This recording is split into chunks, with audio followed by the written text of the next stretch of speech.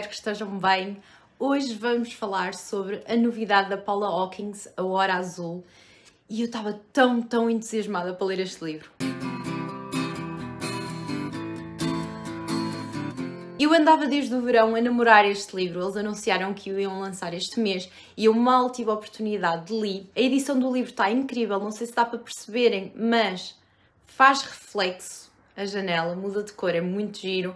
Estas próprias letras do Paula Hawkins e do A Hora Azul, o título, são tipo, parece que tipo grãos de areia. A edição do livro eu adorei, acho que está mesmo muito giro. Eu queria mesmo muito ler este livro porque gostei muito da escrita da Paula Hawkins, apaixonei-me na Rapariga no Comboio, adorei o Escrito na Água. Gostei também do último livro da autora, Ao Fogo Lento, apesar de já não ter gostado tanto como os dois primeiros.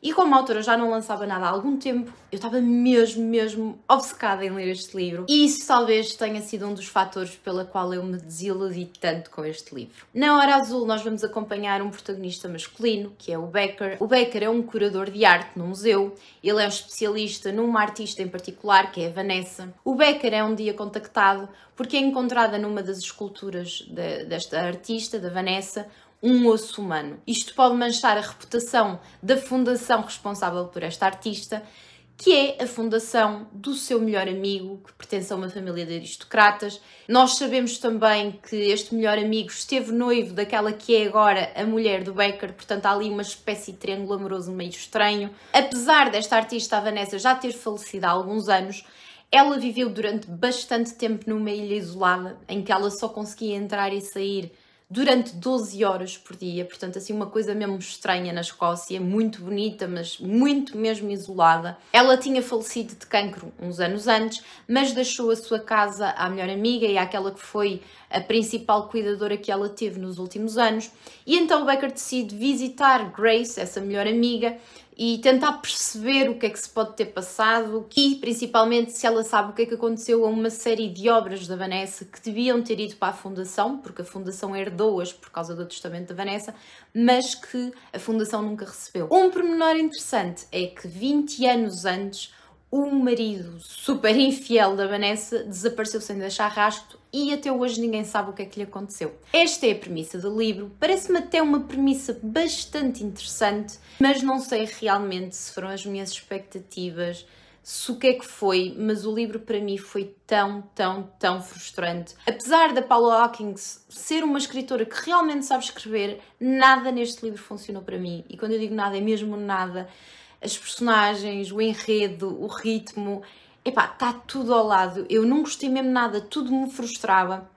A relação entre as personagens, tudo me parecia muito desconexo, muito forçado. Uma das piores coisas que me pode acontecer é eu não me conectar com nenhuma das personagens, e foi-me mesmo indiferente a experiência de cada uma das personagens neste livro. Era-me completamente irrelevante o que é que acontecia às personagens. Eu não queria saber, e isso é terrível, nós acabarmos o livro e pensarmos mesmo, eu não quero saber. É mesmo triste porque eu não consegui sentir nada por nenhuma das personagens. O protagonista enervou-me, esta obsessão que ele tinha pela Vanessa, que o fez estabelecer relações com pessoas que não faziam sentido nenhum. A Grace foi outra personagem que, oh my god, não. A própria Vanessa, que acaba por ser a protagonista, em alguns capítulos nós lemos os diários dela e até foi das partes mais interessantes para mim a ler. Até a própria Vanessa, não sei, não consegui sentir nada por ela, e isso é mesmo triste. Eu prefiro não gostar de uma personagem do que não sentir nada, é mesmo estranho, é só um vazio. Pois a própria motivação das personagens, aquilo que fazia com que os personagens agissem, para mim não faziam sentido nenhum. Os motivos das personagens foram simplesmente preguiçosos, estranhos, irritaram-me, e para mim pior do que isso foi eu ter percebido logo desde o início quem é que era o assassino e os porquês. Durante todo o livro eu senti mesmo, ou isto tem um plot twist gigante no fim, ou então a autora está literalmente a contar-nos tudo, tipo, a tornar tudo tão óbvio, tudo tão previsível que, what's the point? E foi isso que eu senti durante todo o livro. Para que é que eu estou a ler isto? Não é que tenha sido uma experiência maçante ou horrível, porque ela realmente sabe escrever, mas acaba por ser um ritmo lento de leitura porque é muito óbvio. Depois outra coisa que me irritou foram as descrições das paisagens, que a Escócia, ok, é lindíssimo, mas aborreceram-me porque lá está. Eu não me interessava por o que é que acontecia às personagens, ou seja, eu não conseguia realmente usufruir daquela paisagem e depois as descrições de obras de arte, epá, não. Eu gosto de ler esse tipo de coisas, mas noutro tipo de livro. O livro, se calhar, tivesse sido vendido como ficção, eu ia gostar do livro, mas como a expectativa que eu tinha dele era ser um thriller e até um thriller psicológico, estas duas coisas, as paisagens, a arte, para mim foram mesmo desnecessárias, aborrecidas, inúteis, sei lá. E por falar em inúteis, as dinâmicas das personagens no livro são mesmo estranhas. De alguma forma, o Becker cria uma amizade com esta Grace, com a amiga da Vanessa, que nós ficamos tipo, porquê? E depois o próprio triângulo amoroso entre ele, o melhor amigo e a esposa, não é que tipo, noutro tipo de livros este triângulo amoroso não desse pano para mangas, mas neste livro em específico não teve qualquer tipo de finalidade, foi só...